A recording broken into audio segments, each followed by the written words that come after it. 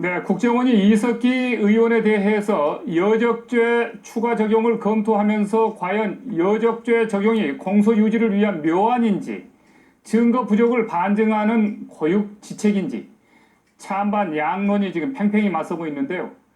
여적죄 논란을 비롯한 이석기 수사 파장에 대해서 공안 검사 출신이신 최환 변호사와 안보 강사 김진철 목사를 모시고 전격 분석하겠습니다. 안녕하십니까? 네, 안녕하십니까? 네, 반갑습니다. 네. 아이고, 감사합니다. 먼저 이제 본격적인 어떤 법률 논쟁에 대해서 한번 들어가기 전에요. 이 황우려 새누리당 대표가 민주당이 종북 세력의 숙주다, 뭐 이렇게 이야기를 하고 또 민주당에서는 국정원을 갖다가 뭐 나치 시대 비유를 하고 이랬는데 그걸 보시는 심정이 어떻습니까? 그 민주당에서 좀 여당만 나무랄 게 아니라 네. 민주당에서도 이번 이석기 사건에서는 사실 할 말이 없을 겁니다. 네. 왜냐하면은 안보에는 국가 안보 문제는 여야가 따로 구분이 없습니다. 예. 우리들도 그렇게 해왔고 전 세계에서도 나라의 안보 문제가 터졌다 하면은 여야가 싸우다가도 쫓아가서 만나가지고 네. 서로 나라를 위한 우리 이 또 안보를 또 우리가 지키기 위한 방안이 뭔지 네. 하는 것을 같이 논의해야 되지.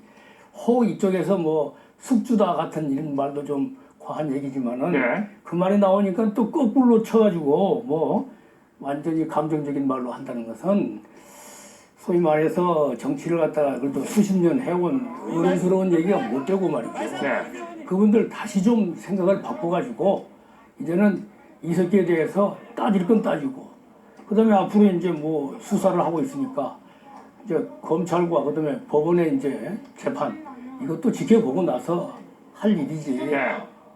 너무 성급한 얘기를 안 하는 게 맞습니다. 지금 뭐 정쟁할 그런 상황이 아니다. 물론이죠. 안보를 위해서 네. 여야 간의 힘을 합쳐야 될 입장이다. 그렇습니다. 예. 미국은 전쟁하면 여야 간에 뭉치는데 한국은 정쟁을 하고 있다. 자, 김 목사님. 네네. 지금 그 민주당이 네네. 뭐 여러 가지 이제 뭐 문제점을 제기하고 있긴 하지만 먼저 이석기 의원이 네네. 지금 내란 음모 혐의를 받고 있으면서 그 여러 가지 녹취록 자료를 보니까 평택 유류 저장소를 뭐 파괴하고 네네.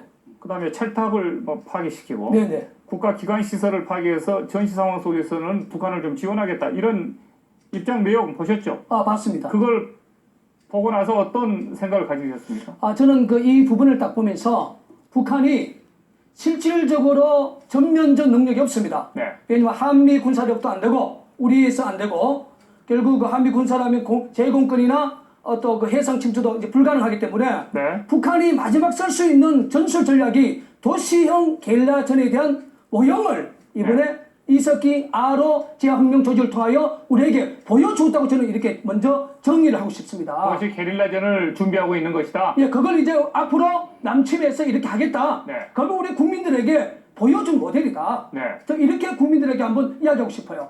그러면 이석기 의원이 아로를 이끌거나 아로를 책임져 왔다라고 하는 것은 실질적으로 더 지하혁명을 게릴라전으로 이렇게 펼치기 위한 준비를 더 촘촘히 해왔다 이렇게 보시는 겁니까? 당연하지요.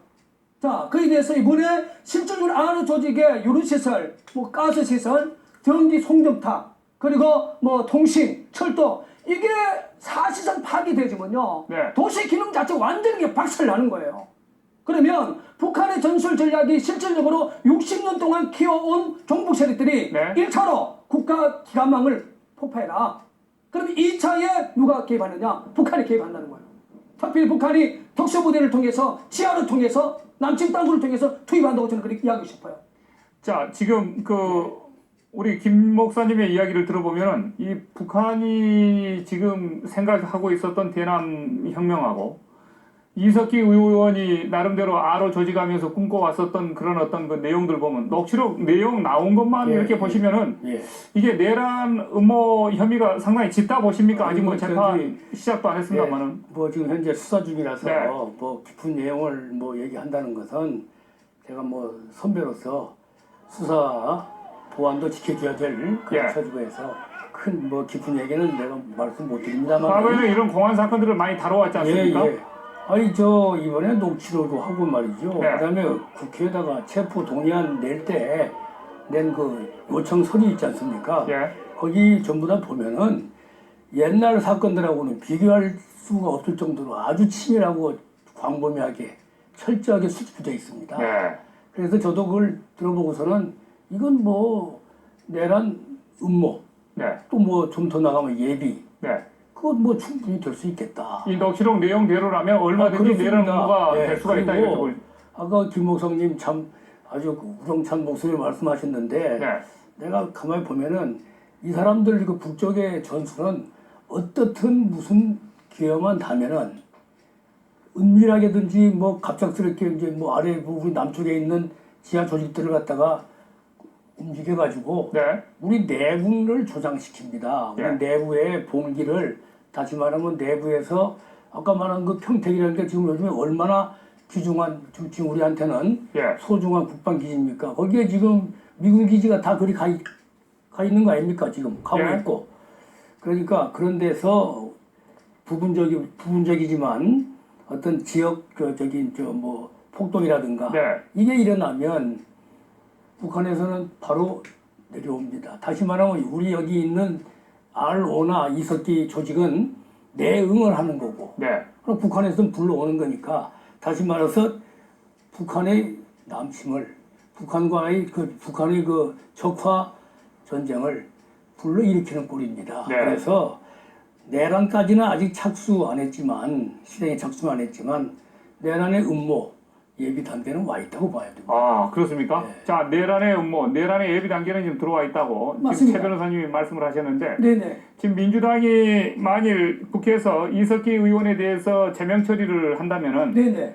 민주당 입장에서는 아직 뭐 최종 법원의 심판이 나오지 않은 상황 속에서 네네. 제명에 가세하는 것은 좀 빠르다, 좀 네. 유보적인 입장을 취하고 있는데 그런 네. 어떤 민주당의 태도에 대해서는 어떻게 보십니까? 이번 사건에서 실질적으로 이석기의 이런 그 아로 조직, 이석기가 실제로 국회에 들어갈 수 있는 그 레드 카페트를 깔아준 것이 민주당이라고 생각합니다. 네, 왜 그렇게 생각하시죠? 왜냐하면 그 노무현 정권 때 네. 결국 그 이석기를 특별 사면 이게 시켜가지고 실질적으로 국회의원 될 수 있는 그 길을 그 당시 민정수석이었던 그 문재인 씨 네. 그리고 주무장관이었던 강검식 네. 그리고 천정배 네. 이런 분들이 실질적으로 정말로 특별 사면을 해서 제도권에 들어올 수 있도록 일조를 했단 말이죠. 네. 그리고 안타까운 것은 국민의 생각으로 안타까운 게 뭐냐면 가석방 상태에서 북한에 2번 방문을 했다. 네. 2005년에 그리고 2007년에 그리고 이석기가 실제로 간첩 혐의로 수감을 했는데 북한에 2번 방문했다는 그 자체는 뭐겠습니까?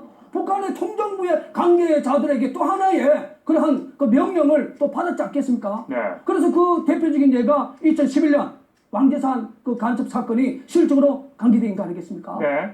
그러니까 그러한 부분에 봤을 때 민주당이 실질적으로 이석기의 어떤 그런 부분에 일조를 했기 때문에 민주당이 이 부분에 대해서 국민들에게 사죄하고 또 민주당 내부에서도 이러한 부분에서 종북, 친북 이런 부분의 정치 계획이 실현될 수 있는 모습을 국민들에게 보여줄 때에 네. 실질적으로 민주당이 이 모습도 정말 공감하고 책임 있는 정치를 하는구나. 이 모습을 저는 당연히 국민들에게 보여주는 것이 민주당의 모습이라고 생각합니다. 이번에 이석기 의원에 대해서 국회 체포 결의안에 대한 그 뭐 동의안에 대한 어떤 그 표결에 들어갔을 때 네네. 31명이 기권 뭐 반대 등등해서 나왔지 않습니까? 그렇죠. 그 31명의 결과에 대해서는 어떻게 보십니까? 그 31명은 사실상 저는 극단적으로 얘기한다면 반대표에 던진 거죠. 네. 그 이석기의 이 부분에 대해서 실질적으로 불만 세력이라고 보죠. 제 이야기는 반대표의 의미를 어디에 두고 있냐 이런 이야기. 반대표의 의미는 뭐 그만큼 종북 세력들이 지금 있다는 그런 의미겠죠. 네.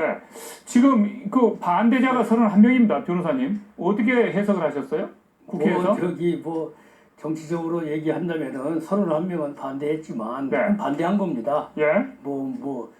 무효표라는 건 국회의원들 수준에 그 미달되는 사람들이나 하는 소리고 말이죠. 예. 그건 뭐 아닌데 문제는 뭐 대량 그래도 저 1000표를 압도적으로. 해서 예. 압도적으로 이제 통과시켜 준 것도 예. 현재 상태로서는 우선 국회로서는 지금 그래도 대견하다. 예. 저로서는 그렇게 봅니다. 왜 그런 얘기를 드리냐면은 우리가 지나온 한 15년을 이렇게 둘러보면은 예. 제가 또 이제 딱 검찰을 그만두고 나온 지 딱 15년 됩니다만은 네. 그 전하고 그동안에는 도대체 우리가 어떻게 이걸 그래도 나라가 안전하게 예. 15년 동안 버텨왔는가? 버텨왔나 예. 이런 생각이 들 정도로 예. 안보에 대해서는 아주 그냥 안보가 이미 무너져 왔습니다. 그때부터 계속해서. 그리고 또 모든 일에 뭐 아까 지금 잠깐 뭐 나왔지만은 우리가 생각해도 아무리 특별 사면을 한다 하더라도 특별 사면은 이제 석방되면은 다시 잡아갈 수 없는 겁니다. 그렇죠. 그렇기 때문에 그런 사람이 실형을 받아가지고 3개월 만에 네. 2년 6개월 실형받은 사람을 3개월 만에 그 특별 사면에서 풀어준 겁니다. 네. 그 다음에 또 2년 뒤에는 복권까지 시켜주니까 그건 우리 목사님 흥분할 만합니다. 네. 모든 사람들이 그래요. 우리 일반인한테도 그렇게 해주느냐. 근데 지금 이석기 같은 사람 입장에서 보면 그런 식으로 대통령이 관심을 가져주고 네. 왜냐하면 사면권이라는 건 사면 복권은 대통령만이 할 수 있는 겁니다. 예. 법무장관은 도와주는 거에 불과해요. 그렇지만 어떻든 간에 저 사람이 특별 사면에 복권까지 나왔다면 대통령에서 뭐 완전히 복심으로 두고 있는 사람 아니냐. 그러죠? 그렇게 되면 아로 조직에서 갑작스럽게 그 사람은 신분 상승이 됩니다. 네. 계급도 올라가고 저 사람은 노무현 대통령이 지켜주는 사람이고 네. 끌어주는 사람 아니냐. 그 다음에 그렇게 하니까 이제 통일부 형식적으로 그저 방북한다는 신청서 내놓고선 2번이나 갔다 왔다고 그러셨죠. 예, 예. 2번 갔다 왔다 이겁니다. 그 2번 갔다 온다는 게 그 사람이 무슨 뭐 이산 가족입니까?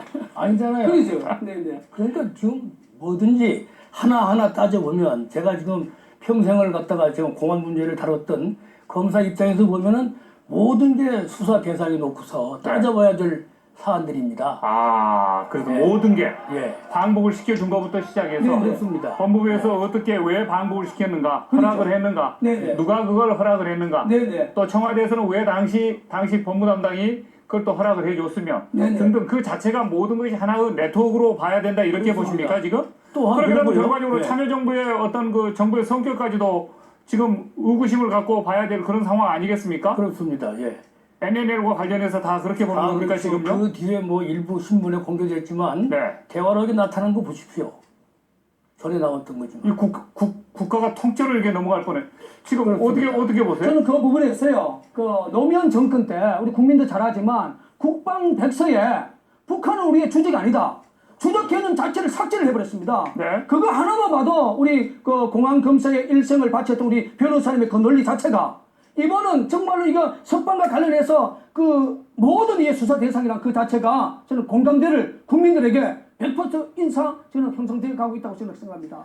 지금 이번에 국정원에서 이석기 사건에 대해서 지금 내란 선동, 내란 음모죄를 넘어서서 뭐 여적죄까지 이렇게 네. 적용을 하고 있는데 이것이 지금 내란 음모나 내란 선동 플러스 추가냐 아니면은 그 법 적용으로는 한계가 있기 때문에 여적죄를 적용한 것이냐 논란이 있는데 어떻게 해석하십니까? 글쎄 저는 지금 제 다소간 그 보도라든가 이런 것이 또는 뭐 저 평론하시는 분들이 좀 앞서가는 게 아닌가 예. 하는 생각이 듭니다. 자기네들 성향대로 또 보도하는 경향도 예, 있고. 왜냐면은 지금 그 저 수사가 이제 이석기 구속된 지 며칠 됐습니까? 아직 일주일도 안 되잖아요. 네.